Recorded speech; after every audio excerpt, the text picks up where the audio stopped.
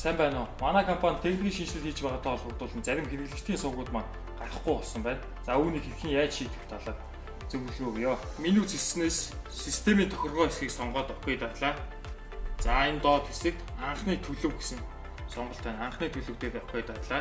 За энэ бичиг гарч ирвэл ахиад окей даа. За анхны төлөв шилжил зурагт маань унтраад асах ёстой. За аслаа.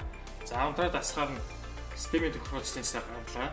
Суйрлуулцтай болоод транспондер зэсэн боллоо. За транспондер зэсний 5 гэсэн дугаартай транспондер дээр очлоо. Хэрвээ 5 гэсэн дугаартай транспондер дээр очиод охио чанар маань өсөхгүй бол за транспондероос гараад антин зэслээ ороод энэ LNB давтамж 10600 гэсэн сонголтод очиод окей дараад 11300 гэдгийг сонгож өгөх ёстой байгаа. Манай дурангийн тохиргоо бол 10600 учраас энэ хിവэрээ явах ёстой. За эндээсээ буцаад гарлаа. Транспондер руу орлоо. За транспондерын 5 дахь сонголт дээр очиод окей дарна.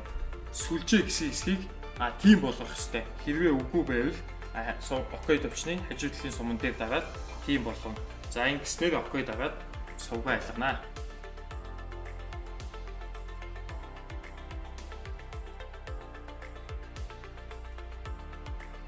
За ингээд сувг хайж дуслаа. Окей дараад за бүгднгээс нь гараад за ингэснээр сувгууд маань хэвэн гарч эхэлнэ. Анхаарал тавьсан явдал баярлалаа.